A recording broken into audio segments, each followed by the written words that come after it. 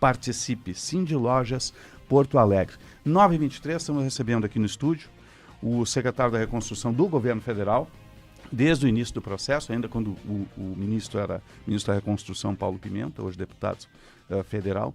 Secretário, obrigado pela presença conosco ao vivo aqui, um bom dia. Bom dia, eu que agradeço mais uma vez a oportunidade de poder estar aqui junto com vocês. Bom dia. Nesta semana que completamos em um ano daquela tragédia inesquecível aqui no estado, né? Bom, nós temos ainda, estava vendo alguns levantamentos, né? Mais de 400 famílias ainda sem estarem com a sua casa, seu teto, entre Porto Alegre e outros 7 municípios. Como é que isso está sendo resolvido? Brota uma certa frustração nesse processo? Eu sei que muita coisa foi entregue, mas essas ainda não, né? Sem dúvida. A nossa intenção era que todas as famílias já tivessem na sua moradia nova, né? É óbvio que a gente fica apreensivo, preocupado e trabalhando muito para poder acelerar isso o mais rápido possível. Hoje nós já entregamos, através do Compra Assistida, chave para 1.521 famílias em todo o estado, são 1.009 aqui em Porto Alegre, 1.521 em todo o Rio Grande do Sul. E já autorizamos a construção de mais de 7.400 moradias também em todo o estado. Então, arredondando os números, aí nós estamos falando em cerca de 9.000 moradias entre o Compra Assistida e as autorizações de construções que o governo federal já fez nesse período. A expectativa é que a gente ultrapasse 20.000 famílias que vão necessitar de uma nova moradia e que preenche os requisitos do programa federal. E esse trabalho continua. Nesta quarta-feira nós vamos assinar novos empreendimentos aqui em Porto Alegre e outro em Canoas. Amanhã eu estou no Vale do Taquari entregando mais moradias também. E é um processo que vai se seguir até que todas as famílias que foram atingidas pelas enchentes, com renda de 4.700 e com a sua casa destruída, possam ter a oportunidade de ter um recomeço através desta casa nova do governo federal. Onde vão ser essas entregas no Vale do Taquari amanhã? Nós sempre fizemos ali em Lajeado, na agência da Caixa, né, para concentrar a região. Sim, mas de como se fosse o centro da região. Que cidades? Normalmente são de todas as cidades misturadas, né? Estrela, Lajeado, Cruzeiro do Sul, Encantada, a gente concentra em Lajeado e faz uma entrega só. Do Compra Assistida, que é o programa criado especificamente para o Rio Grande do Sul, em que as famílias escolhem no mercado um imóvel novo ou usado, obviamente que preencham determinados requisitos, e o governo federal então compra um imóvel até R$200 mil e doa para a família. Como eu disse, até este momento, até o final do dia de sexta-feira, eram 1.521 famílias que já estavam na sua casa nova. Secretário, bem-vindo, é um prazer falar com o senhor. Como é que o senhor avalia hoje a fluidez dos recursos do governo federal para o governo do estado, considerando aqui o que nós tivemos na semana passada, que foi, de certa forma, uma guerra de versões em termos de aporte de recursos do governo federal, utilização da parte do governo do estado, e daí a questão burocrática envolvendo autorizações, projetos que são necessários, porque as obras que se fariam a partir desses recursos são grandes obras de infraestrutura, exatamente para você ter todo o sistema de apoio e de contenção de cheias.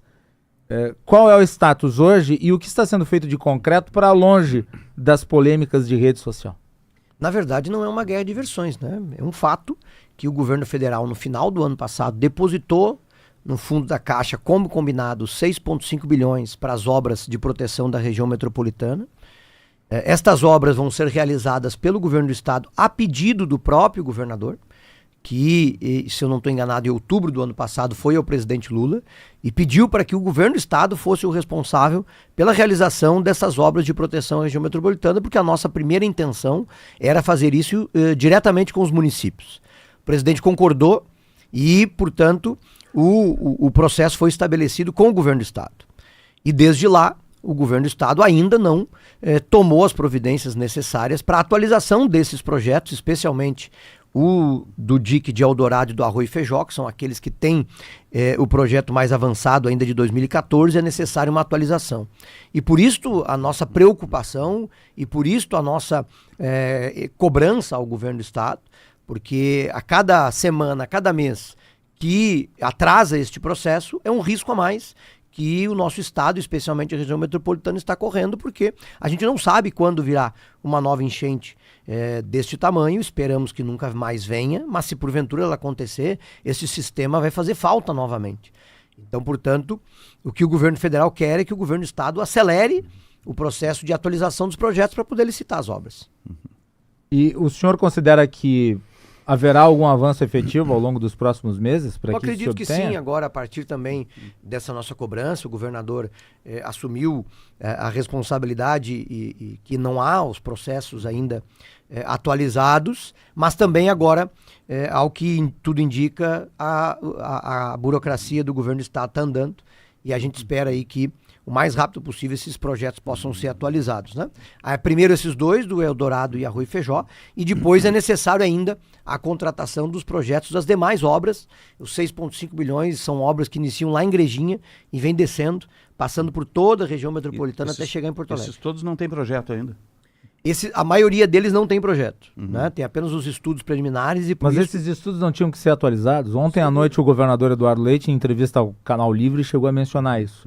Que a demora se dava, a necessidade de atualização de muitos projetos que precisavam ser revistos antes de eles serem aprovados, então, para daí se executar a obra. Exatamente, mas o que nos preocupa, né? É que há 6 meses o governador já sabia que isso deveria ser feito.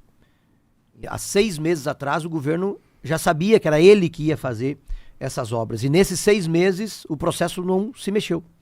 Então são 6 meses que nós perdemos de trabalho na atualização desses projetos. E agora chegando um ano, é que o governo federal, portanto, dialogou com o governo do estado de maneira mais efetiva para que o governo do estado possa se mexer e atualizar os projetos. Eu acho que isso agora vai acontecer. Secretário, agora para o nosso ouvinte entender claramente, o governo federal libera 6 bilhões e meio para uma determinada obra, que são essas que nós estamos tratando aqui. A responsabilidade de construção, de execução do governo do estado. O governo federal antigamente tinha o DNOS que fazia esse trabalho. Quem é que hoje no governo federal acompanha a execução também, desde os estudos, projeto e a execução efetiva da obra? Na constituição do fundo... Porque liberar o dinheiro só e Sim. façam como quiser, não é assim Não, que funciona, né? Na constituição do fundo, se montou todo um sistema de gestão e um sistema de acompanhamento, que será feito pelo governo federal e pelo governo do estado de maneira entrosada do acompanhamento das obras. No futuro, ou logo em seguida, a partir do momento em que se licitar as obras e que as obras iniciarem, o governo do estado e o governo federal também, e os municípios, também vão ter que chegar a um denominador comum para fazer a gestão depois de todo o sistema. Né? Tem um consórcio metropolitano, hein? Aí a forma, né? Eu acho que isso fica para um segundo momento, mas nós vamos ter que chegar, né? Os 3 governos, municípios, Estado e União, vão ter que chegar a um acordo de como é que depois vai fazer a gestão disto. Porque é óbvio que é necessário uma gestão integrada, não dá para cada município cuidar do seu pedaço de algo que precisa ser entrosado e de algo que precisa caminhar junto, né? Que é um sistema de proteção que acaba interferindo em toda a região metropolitana e é preciso que todo o sistema funcione, só um pedaço não resolve o nosso problema. Aqui no Centro Vida ainda tem famílias aguardando residências e eu pude perceber que tem uma grande dificuldade em alguns casos junto à Caixa Federal. Não se consegue suprimir um pouco essa burocracia, acelerar esses processos todos? Mais ou menos, Osiris. A gente melhorou muito o processo, né, de dezembro para cá, mas tem algumas questões que a gente não consegue vencer, pelo menos não por enquanto, né? Porque as pessoas vão sair no final com uma escritura, com a casa, com o apartamento no seu nome. Uma propriedade no valor de R$200 mil. Então, primeiro, tu tem um processo que começa nos municípios, cadastrando as famílias e fazendo laudo para comprovar que a casa foi destruída. Isto dá um trabalho enorme para as prefeituras, que ainda continuam fazendo, e a janela ainda está aberta para as prefeituras continuarem enviando cadastro às famílias, porque ainda não enviaram de todas. É preciso considerar também nesse período que nós tivemos eleições no ano passado e troca de gestão.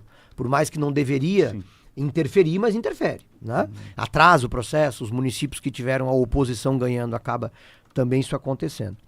Depois, o governo federal tem responsabilidade com essas casas e, portanto, elas precisam ser avaliadas, tem que ter laudo dos engenheiros, enfim, para que a casa, primeiro, que ela não pode ser em área de enchente, e segundo, que tem que ser casa que preenche os requisitos do Minha Casa Minha Vida, sob pena, inclusive, de depois do governo federal responder por isso.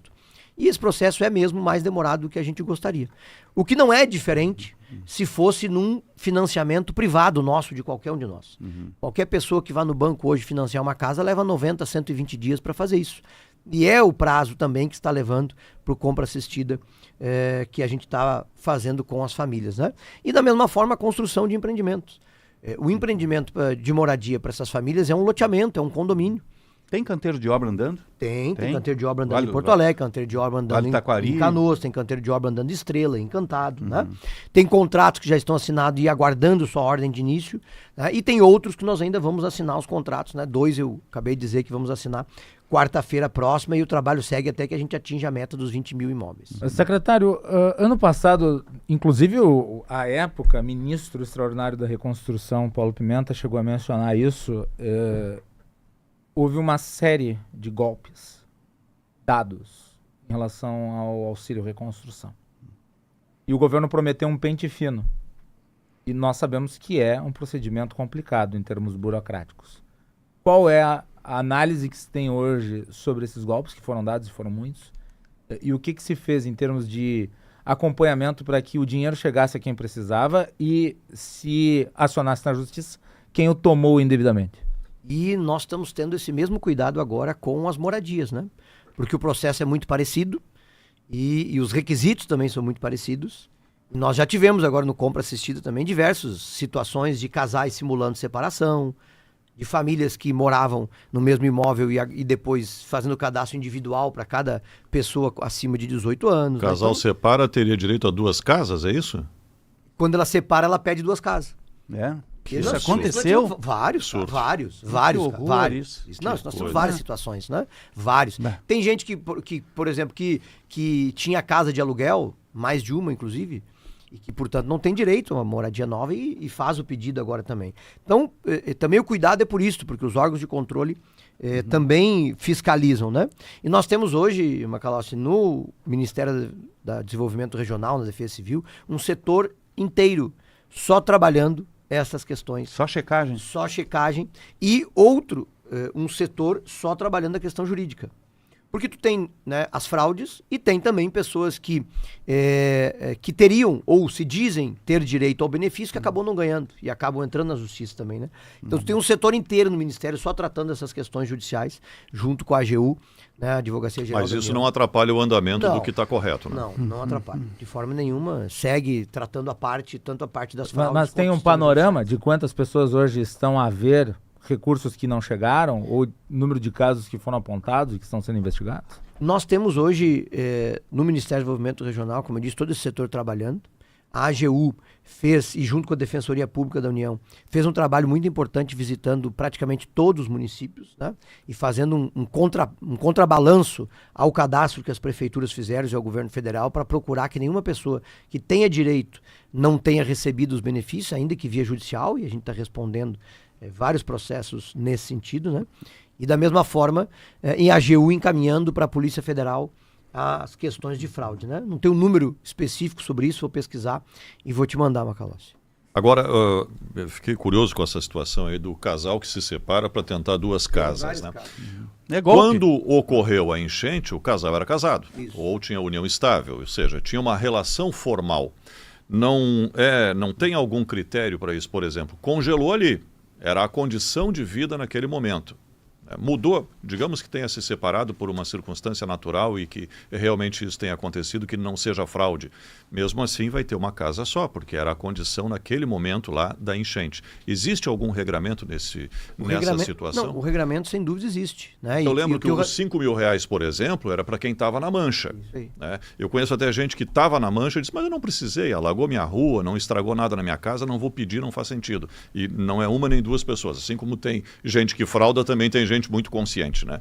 E então tinha um critério muito objetivo. Está na mancha, tem direito a pedir. Nesse caso aí das casas, o que dá para fazer para proteger o programa? O critério é bem simples, né? É renda de até 4.700 na família e ter tido a casa destruída ou condenado, que deve ser comprovado por um laudo da prefeitura, né?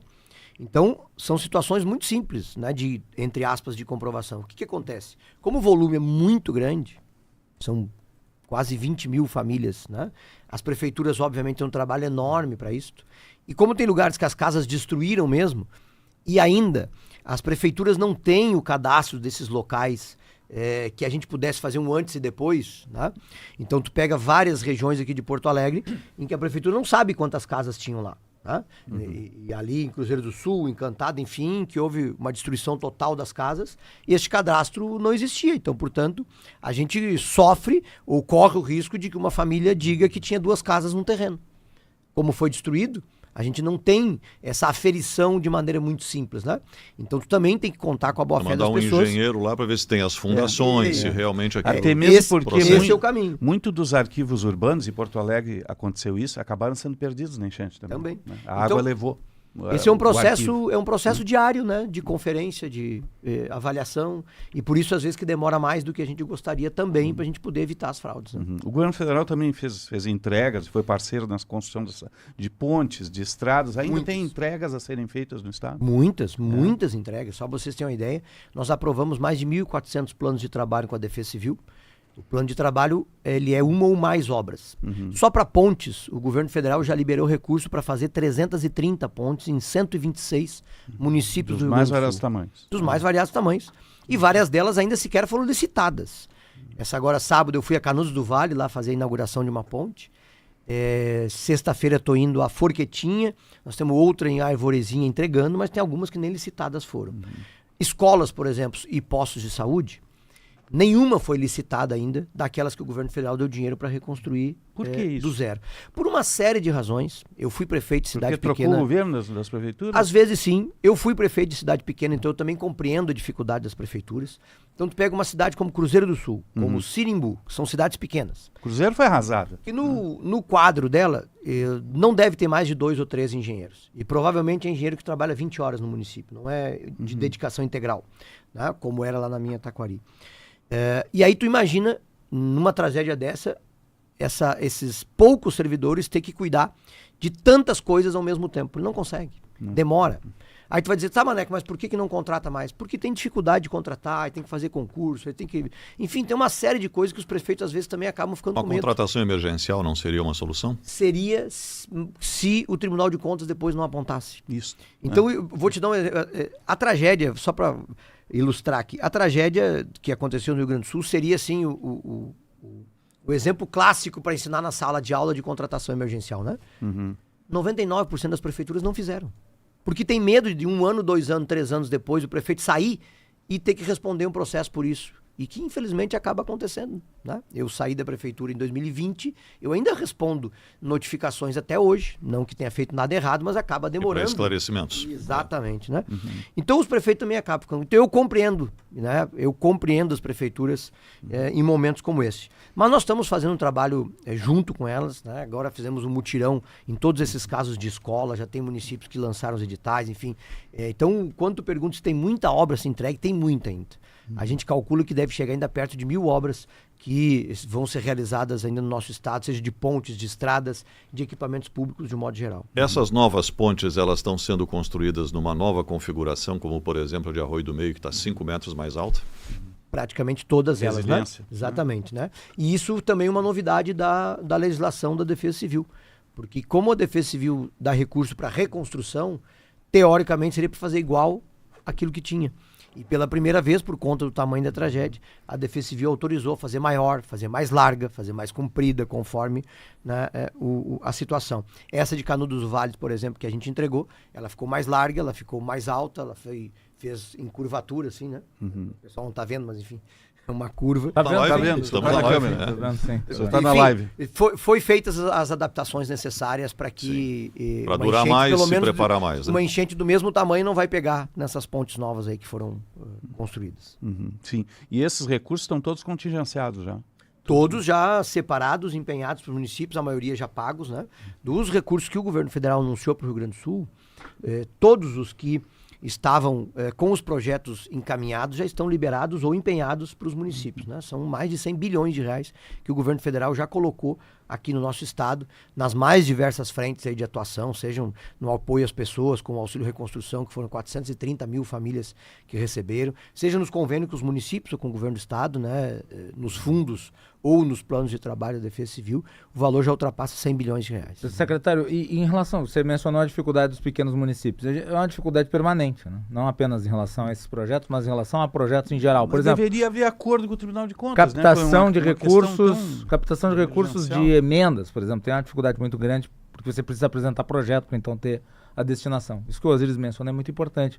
O governo não pode intercambiar, ou não pode propor que se estabeleça um regime especial para essas situações? eu acho que dependeria de um projeto no Congresso. Sem dúvida, é isso aí, né? Ou um entendimento do Tribunal de Contas. Na verdade, a gente chegou a aprovar. não É sei que se- dentro da legislação você tem a base, né? E daí você Tu tem a lembra que segurança nós jurídica. chegamos a aprovar, nós, eu digo, o governo federal e o Congresso, né? Uma legislação específica para licitações em calamidades, né? Que diminuiu prazos e deu um pouco mais de velocidade a essas contratações no período de calamidade, que já foi um avanço importante, né? E os municípios pequenos, essa deficiência histórica, ela é natural, infelizmente, das dificuldades que os municípios têm. Tu citou bem, no dia a dia já é difícil. Uma emenda parlamentar, para vocês terem uma ideia, o município que recebe uma emenda de um deputado e para executar a obra é 1 ano e meio, 2 anos. 1 ano e meio? Há 2 anos. Isso num processo normal. Infelizmente, é demorado, né? Tem uma série de ações que precisam ser feitas aí até o projeto ser aprovado, enfim. Né? Porque normalmente, quando tu pede o recurso, tu faz apenas assim um anteprojeto. E depois que tu ganha o recurso é que tu vai fazer o projeto para o município não ter despesa projeto anterior. executivo, Né? né? Exatamente. Tá certo. Secretário da Reconstrução do Governo Federal aqui no Rio Grande do Sul, Maneco Hassem, obrigado pela presença conosco aqui. Vai retornar outras vezes. Uma boa semana e até um próximo contato. Eu que agradeço a oportunidade de poder estar aqui junto com vocês e, obviamente, estou sempre à disposição quando vocês entenderem necessário. Um grande abraço e uma boa semana a todos. Boa semana, secretário.